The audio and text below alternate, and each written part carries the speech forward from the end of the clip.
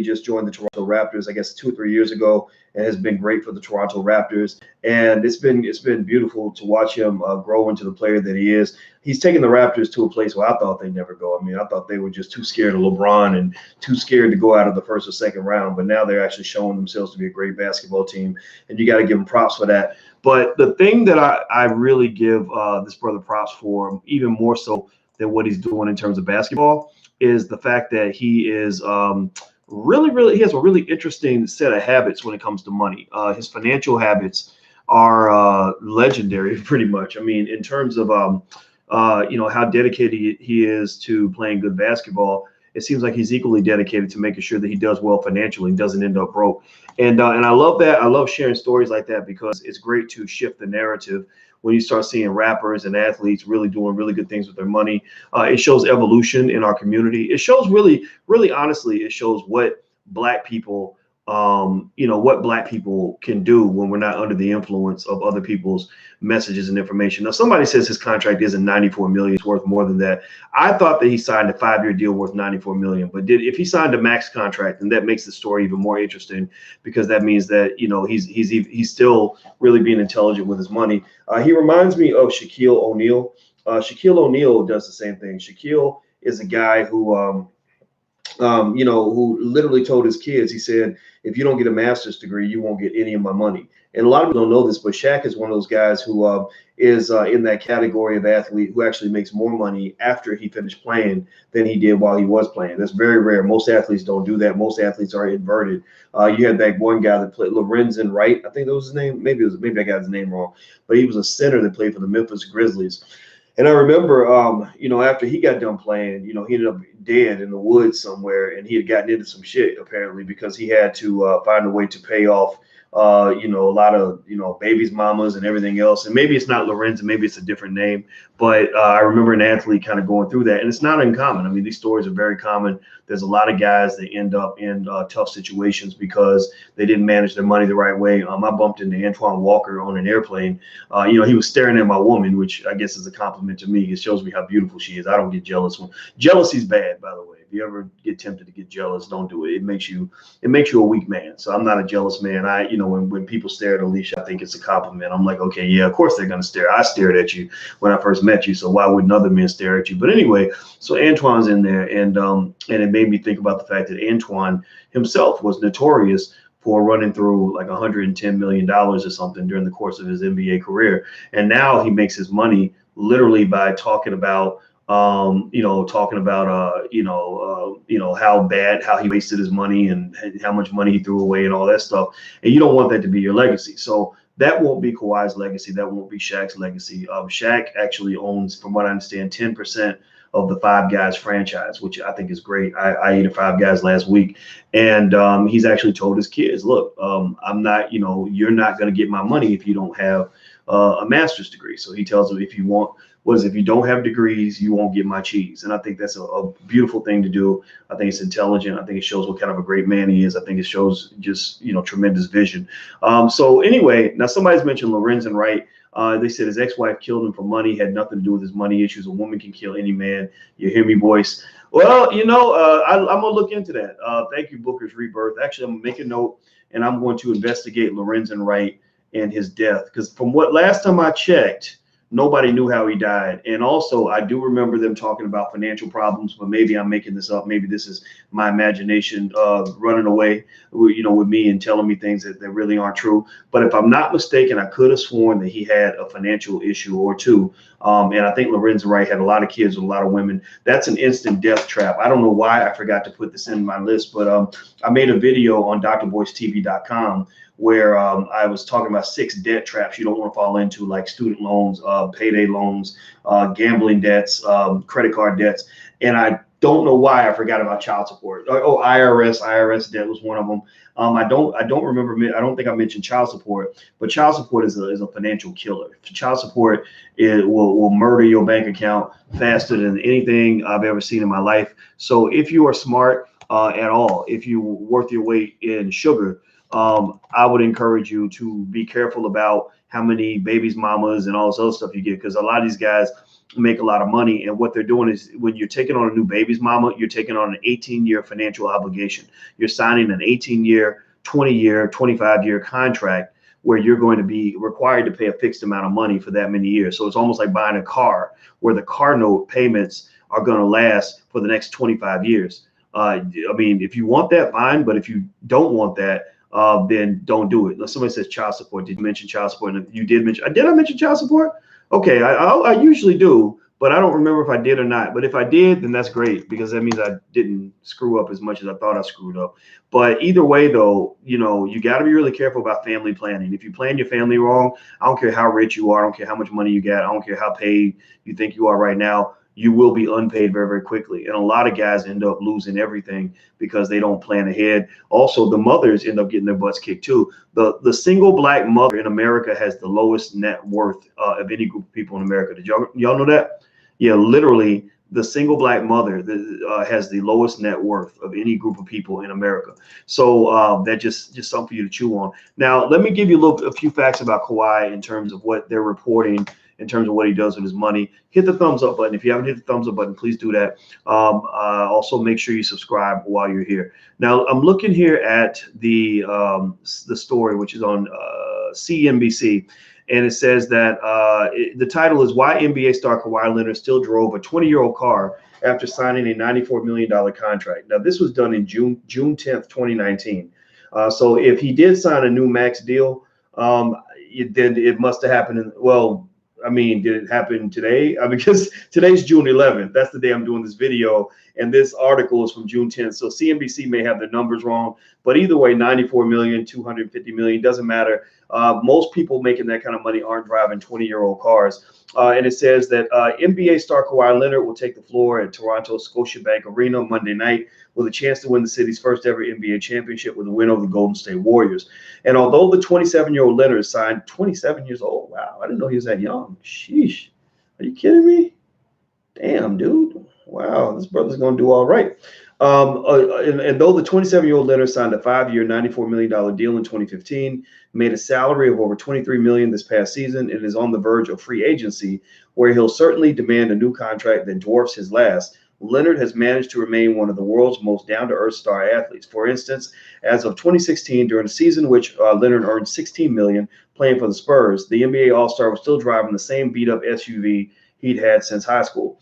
Leonard told Sports Illustrated in March 2016 that he still drove a rehabbed 1997 Chevy Tahoe, which he nicknamed the Gas Guzzler, and that he first started driving it as a teenager living in the Inland Empire region of Southern California.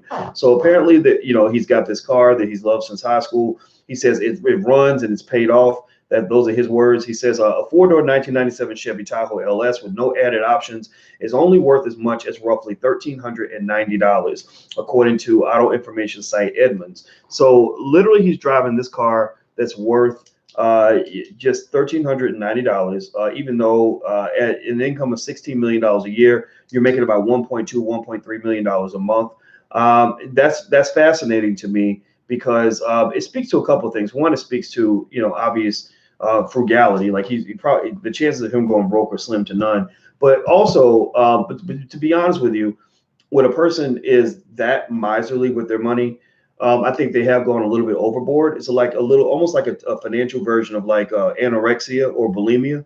So someone might even describe it almost as a borderline. Like you could technically define that to be like a mental illness, right?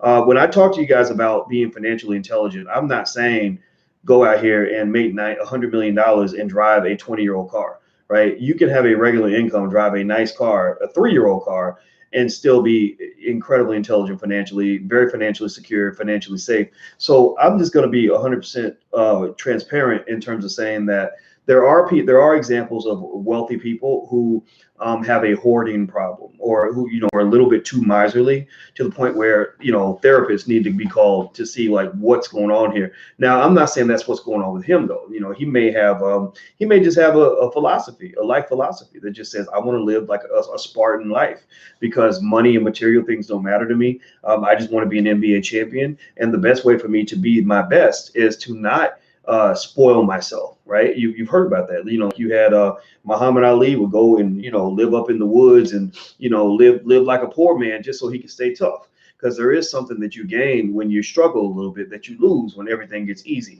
So I'm not going to say that he's crazy. I'm going to say that he's certainly got an interesting philosophy. Now, one thing is interesting too is that he's not totally a complete miser with the money. They said he actually owns a Porsche, so he does have another car. So maybe this car right here is just kind of like an old, car he keeps for sentimental value. But he reportedly owns a Porsche that he sometimes drives as well. And earlier this year, he shelled out $13.3 million for a home in San Diego. But really, even then, $13 million for a house when that number does not even exceed your annual income means that he's probably going to be in good shape financially, which makes me happy because I think all these stories of athletes going broke, I just get tired of seeing them. I don't know if y'all do too, but if you do, like, raise your hand, let me know. I mean, it just drives me crazy because the same time, we're talking about athletes going broke, we're hearing stories about how Black people can't get any wealth, right? Black people have no opportunities. We have no money. But how do we have no wealth and have no opportunities if we're giving away, billions of dollars every decade just from the lack of desire to increase our financial intelligence, just from literally wanting to remain financially ignorant. I'm sure every single athlete who's ever burned through $100 million had an opportunity to take classes on, financial literacy. They had opportunities to learn how to invest. They had opportunities to learn how to manage their money, the same way they had opportunities to learn how to dribble a basketball. Same way they had opportunities to learn how to go get women and learn how to go, buy a Porsche. Right. So the same way you learned, you went to class to learn how to dribble between your legs and shoot a 3-point shot. You could also went to school to learn how to play the game of life. And so for the Black man, it's very important that we not allow society to keep us as little boys. Little boys do little boyish things. Little boyish things means that you don't take care of yourself, you don't take care of your family, you don't do what you're supposed to do, you don't handle your responsibility, you just throw your shit to the wind and let it all go away, and then you feel sorry for yourself. But we don't need little boys in our community. We need men. Men are people who think about the fact that every decision you make affects other people. So when you hear about an athlete that goes broke, what happens is that they're not just giving away. If an athlete goes broke and blows through, say, $100 million, they didn't really lose $100 million. Actually, they lost about $1 billion. They lost maybe even 2 or 3 billion the further down the line you go. A good financial wealth advisor, even a bad wealth advisor, could put that 100 million, even if they save, say, 20% of that, they could turn that into several $billion over 2 or 3 generations. It isn't that hard to do. All you need is a little time to let the seeds grow. So when an athlete goes broke, just understand that it's not just their money they're losing. They've literally lost their children's money, their grandchildren's money, their great-grandchildren's money. And what kind of man does that to his family? What kind of, seriously. And so I will say that I like the story coming out about Kawhi. I saw another story about Draymond Green wanting to be a billionaire by the time he's done. And what I really like is it seems like with athletes and entertainers, the culture's changing. They don't want to be broke. They don't want to be losers anymore. They want to actually win financially. And I think that makes sense, right? You're already a winner on the court. Why wouldn't you want to be a winner in life? Why wouldn't you want to be a winner economically? If you win in championships, why wouldn't you want to win in your bank account? You're trying to win NBA titles. Why wouldn't you want to win when it comes to intelligence? So that was a conversation. I remember when I was teaching at Syracuse University, I had a young guy that was on my in my class, and it was a finance class I was teaching, and he was a football star. He was all conference, all Big East or something like that. And I guess he thought he was going to the NFL. Everybody thinks they're going to the NFL because they all city, all state or whatever. Most of them don't. It's unfortunate, but that's what happens. We get sucked into the dream and we lose everything. But anyway, he I just sat the guy down and I said, I don't understand why you're the only Black student in my class and you got the lowest grade in my class. That doesn't make any sense to me. I said, number one, Black man to Black man, I felt the need to talk to you because this doesn't make any sense. And I said also athlete to athlete, I'm an athlete too. I was an athlete. I just wasn't as good as you. I said, but I know what it takes to be great at a sport. I was captain of the track team.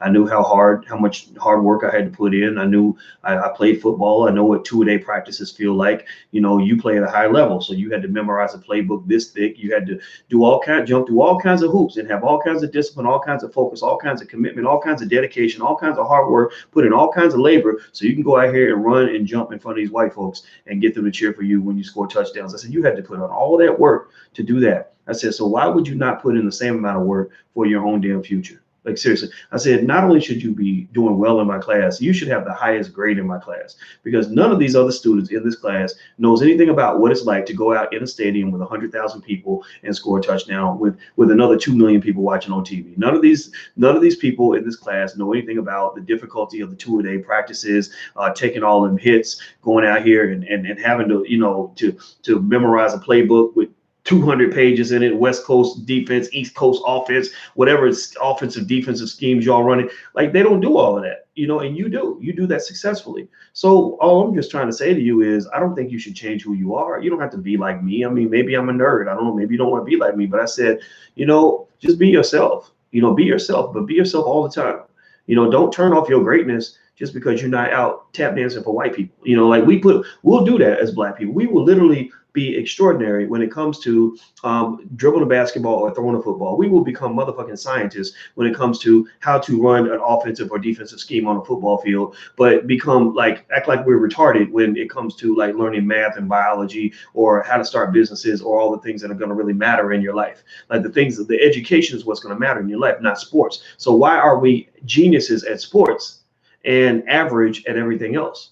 Well, that's training. I mean, it's mind control. Your mind has been hijacked, and it was kidnapped from you from before you were born, and you don't even know that you've been sucked into that nonsense. That's how they keep you enslaved. That's how they keep you behind. That's how they make sure that you don't end up ever competing with them. Now, I agree with you. Freedom is power. He says, don't get it twisted. He has more than one car. I agree. So, maybe that story is a little bit much, but still, the fact that he even drives the damn car says a lot. And I know Kawhi Leonard ain't going broke no time soon. So yes, so it is still a remarkable story, but you're right. That's not his only car. Now, I believe when he was with the Spurs, I think for a while that was his only car.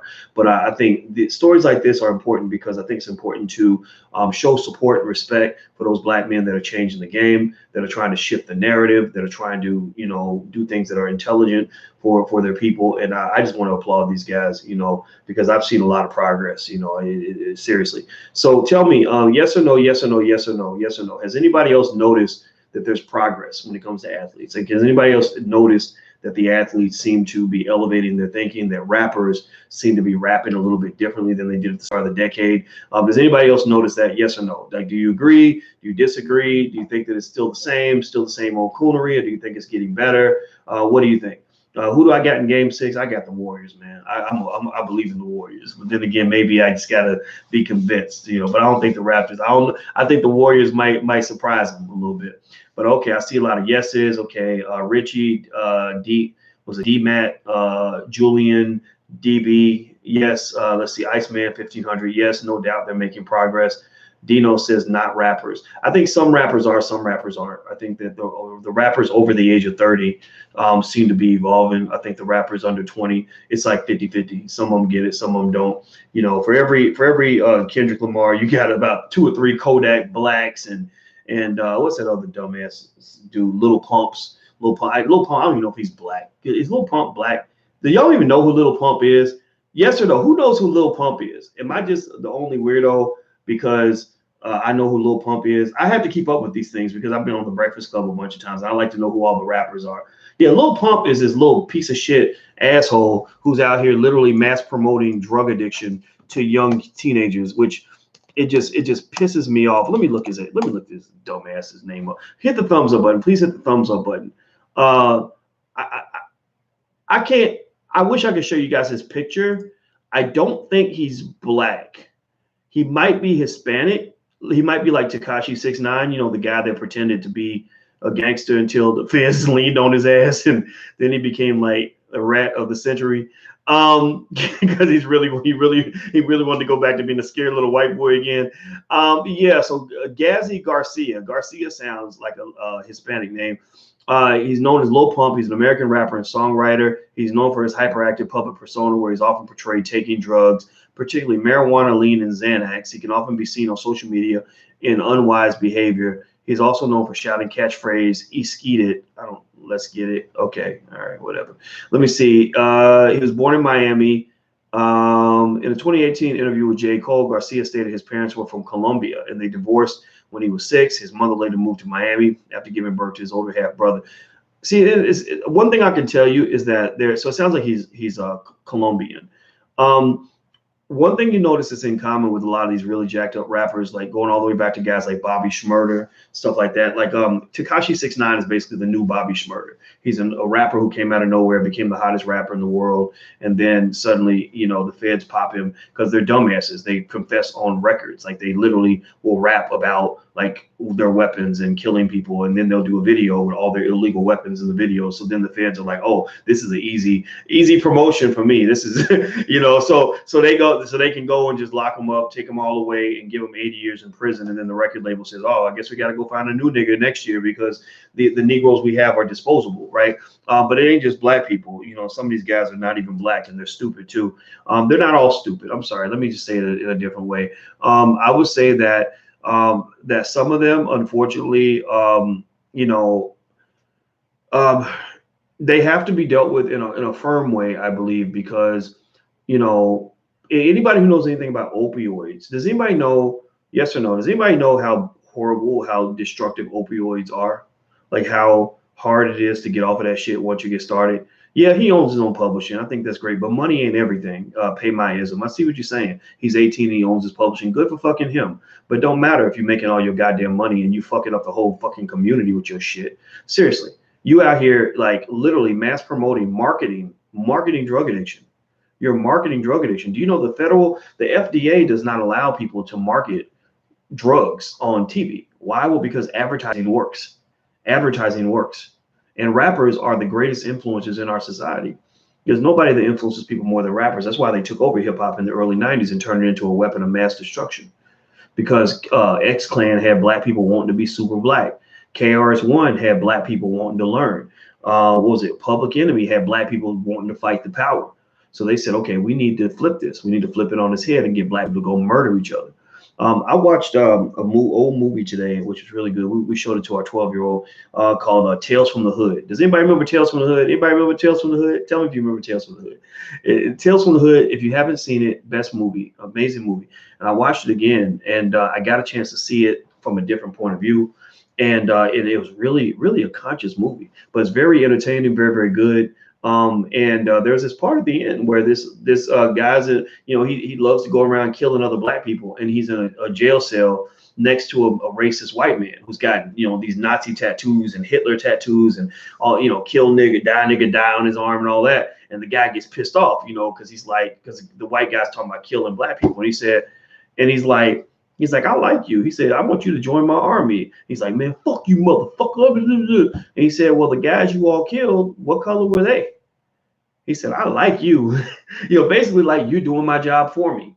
And that's what hip hop was flipped it to do. It flipped itself to train black people to kill other black people.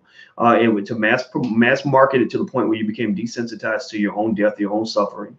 And we as a community have seen the consequences of that over the last 20, 25 years, And so I think that it's just important. It's okay for you to listen to what you want to listen to. But at the very least, having conversations about it and breaking down what it is, me telling you what the process is, what's happening here, that's the first step in at least having awareness that reduces the ability of them to manipulate and manage your subconscious mind. Right. So when I tell you that this is the game, this is what they're doing, then at least when you listen to it, you listen to it with more awareness and okay, this is what they're doing. He's repeating Molly Percocet, Future is in this song because because this is going to get into my subconscious mind and make me want to go use Molly Percocet. Right. Or at least that's the effect. Maybe that's not what Future's intention was when he made that song, but that's the effect. Right. So ultimately, that's what it is. And somebody says, I love this man's conservative point of view, says Sean. I wouldn't say I'm a conservative or a liberal. I would say that I'm just a black man who wants what's best for black people, and I want what's best for my family, and I want what's best for you. I really want what's best for you. So if what I'm saying doesn't help you, then that's fine. It's okay to tell me I'm wrong or to ignore me. But I think at the same time, you can't deny the fact that, people like me that have been around a little bit longer than some of you, I've learned a few things, and I talk a lot because I like sharing information so that you can decide what you want to do with it. So you at least can't say nobody told you, right? So it is what it is. So keep your mind open, keep your game tight, and congratulations to Kawhi Leonard. He's 27 years old, but I'm super proud of him. He makes me think about D1. D1 is a rapper that I mentor who's about 28, 29 years old, and D's like that too. D actually has a song called No Car Note. where he actually raps. He talks about how people were telling him like, you need to get a fancy car like a real rapper. And literally he did a song called I called No Car Note. It's a great song. Go look it up. D1 DEE1, the number one. It's a great song. He's got a song called No Car Note, and he's got another song called what's that shit called? Sally Maybach. Sally Maybach. In fact, Sally Maybach, where he talks about paying Sally Maybach. And in fact, that song was such a hit that Sally Mae, I think, made an endorsement deal with him. And he literally performs that song at a lot of like venues and stuff. I'm super proud of him. And whenever we talk, we don't talk about music and how to make a great beat and a dope song and all that. I mean, yeah, that's interesting, but that don't make you no money. We talk about business. You know, I mean, the man knows business, you know, and that's why D1 is going to make money whether he has a record deal or not. In fact, he was making so much money, he walked away from his record deal because he didn't need it. He turned down a record deal offer from Cash Money Records. Negroes don't turn down the chance to sign with Cash Money Records unless, but now Negroes do. Little black boys can't turn it down, but a man can. A real black man can, because a man understands that one of the most fundamental aspects of being a man is knowing how to compete with other men. And competition involves what's inside your brain. So you can't go in, it's like going to a football game. You can't go into a football game if you don't have a game plan, you know, if you don't know how to play. So basically in the game of life, you need to know how to play the game of powernomics. Do you think the NBA will make Kawhi Leonard the face of the league based on his persona? Absolutely. I think if he wins the championship, they're going to love that guy. Let me see. D1's from New Orleans. Yes, he is. Hit the thumbs up button, please. Please hit the thumbs up button if you haven't done that. Also, if you want a free e-copy of my book, It Takes a Village to Raise the Bar, please go to drboycewatkins.net. That's drboycewatkins.net, and you can get the copy for free. Have you spoke on the Chad Focus story? I do not know who Chad Focus is, but I'm going to write down Chad Focus, and I will look it up and see what it's about. Let me see here. I told my son he can run track, but he has to read Powernomics and Black Labor, White Wealth. Yes, that's what you do. You know, sports is cool. Sports is a great way to learn about life. Like if you learn sports, like I everything I learned about success, a lot of it I picked up from sports, because sports teaches you a lot about hard work, dedication, setting goals, remaining consistent, working through your pain, you know, all this stuff, you know, coming back from a loss, like everything you need to succeed in life, you learn from sports. I swear to God, literally, damn near everything you need to succeed. So that's why to me, it's an easy transition for athletes to be among the most successful people in our society, because they already have a certain type of mental toughness. Did anybody else play sports? If you play sports, say yes. Say yes. Let me know what sport you played. Tell me if there's any other former athletes in the room. Like, let me know if you are a former athlete. I played every sport: basketball, football, track. Didn't matter. I should have played baseball. I heard my biological father was a good baseball player, but I never met the motherfucker, so he never taught me how to play. I wish he had, because track was not my sport, because I'm not a tall guy, you know, and the long-legged dudes would be the ones who could actually run faster. But yeah, but I was stocky. I had a stocky build, so they always wanted me to be on the football team. I was a pretty good sprinter, so I was captain of the track team. And basketball, I just love basketball, but I just had bad luck, because our point guards, all three of the point guards on our team played Division I basketball, and all three of them were in the same grade as me. So I couldn't even wait till they graduated, because we all came in the same time and left the same time. One of them was Allen Houston, who played for the New York Knicks. Another guy was named Mark Bell, who's really good. He played for Western Kentucky. They actually almost went to the Final Four, I think. And then the other one was a white guy. I forgot his name, Todd something, but he was like a bench warmer in college, but but he was still good. But anyway. Okay, so I see a lot of y'all play sports. Let me see here. Okay, swimming. Wow, that's cool. I can't swim for shit. What app do I use to make a donation? Are you talking about donations to the platform? Well, if you want to make a donation to the platform, you got two options. One, there is a super chat button at the bottom. I think it looks like a little $, so you can hit that and you can donate like right here if you want in the chat. And then I'll highlight your question, and I can see your question. In fact, somebody gave a donation. Kay Mitchell, thank you very much for your donation. And she says Kay Mitchell says much love. Let's invest. I agree. But then also another option is you can actually go to intelligentblackpeople.com. That's intelligentblackpeople.com. You can become a patron, which really helps us a lot, because that's like some small amount that you can give every month that will help us keep the platform moving and growing and everything else. And we're getting about 25,000 subscribers a month on the different platform spaces that we're on. So I want to get that to 100,000 a month, because I really want us to be able to reach millions of Black people on a daily basis. And with your help, it allows us to get more done. Another great project we have going on is Boyce Watkins Films, our film division, is partnering with Rick Mathis, who made the film Black Friday. Black Friday, I don't know if any of y'all saw Black Friday. David Banner was in it. A lot of good people were in it. I was in it among a lot of people, a lot of Ice-T, a lot of people. And it was all about Black economics, and it was an excellent story. Anyway, Rick Mathis reached out to me and wants to do another film about Black entrepreneurs, young Black entrepreneurs, that he calls young moneymakers. And he's got a whole campaign set up, a whole GoFundMe page set up, and the website is weyoungmoneymakers.com. That's weyoungmoneymakers.com. If you support the film, then there's lots of free stuff that you get with with your support levels. You can even be an executive producer. You can be listed. I don't really give shit. Whatever. If you make a good donation, if you want me to shout out your business, if you want me to support you and help you make money on this end, whatever it is you want us to do with this platform, like I can promote your stuff, whatever it is you want.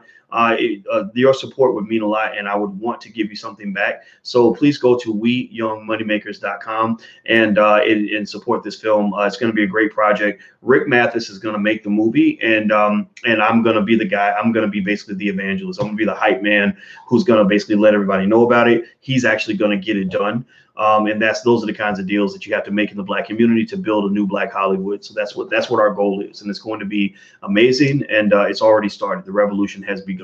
So anyway, I'm going to go to bed. So congrats to Kawhi Leonard, and I hope you hold on to that money. I hope you invest it in the Black community. I hope that you build with your friends and come back and invest in the hood and allow all these great ideas, these great business projects in the hood to get funding so that they can go on and do great things. I also hope that they will consider one day coming together and getting maybe $100 million and building entrepreneurship training centers for young Black teenagers all throughout America. You have cities like Chicago, where 45% of all the young Black men between the ages of 20 and 24 are not in school and don't have a job. So that's a lot. That's a massive multi-billion-dollar labor force that you have. All you got to do is, corral them up and train them, give them some focus, give them some guidance, show them some love. You know what I mean? Put some entrepreneurship teachers, and I'll be one of them. Shit, I'll show up, I'll help out, and train these young men and women on how to create their own job. And then you're going to see a massive economic boom in Black communities all across this country, because we're literally going to mass produce more entrepreneurs than we produce football and basketball players. When we get to that point, that's almost what I call the singularity. In artificial intelligence, the singularity is where the computers get smarter than the people. Well, I believe our singularity in the Black community is when we produce more entrepreneurs than we produce athletes. When we get to that point where it's like this 50-50, then that's when you're going to see the Black male rise. And as the Black male rises, the whole Black community will rise. So that's what I call, another thing I also refer to that as is Project 2070, where by the year 2070, 51 years from today, Black people will be the most financially intelligent, financially sophisticated group of people on earth. So every single day, I reach about 250,000 people a day on my YouTube channels and all the other platforms I have. And I'm going to literally use every ounce of my influence on this earth until the day I am dead, and even beyond, to help spread the message of Black intelligence to as many people as possible, change as many families as possible, because we're planting seeds for the next generation. So our reward will come after we're dead. It won't come now. It's going to come later. So that's what the vision is. That's what we're going to do. I know it's going to work. God already told me it's going to work. So I'm out of here, guys. Have a good day. Hit the thumbs up button. Please hit the thumbs up button. Hit the share button, subscribe button, and all that good stuff. And don't forget, if you want a free e-copy of my book, It Takes a Village to Raise the Bar, you can go to drboycewatkins.net. That's drboycewatkins.net. And to learn more about the film I'm doing with Rick Mathis, Young Moneymakers, you can go to weyoungmoneymakers.com. Somebody please type that in, weyoungmoneymakers.com. I'm out of here, guys. Have a good night. I'll see you soon. Peace.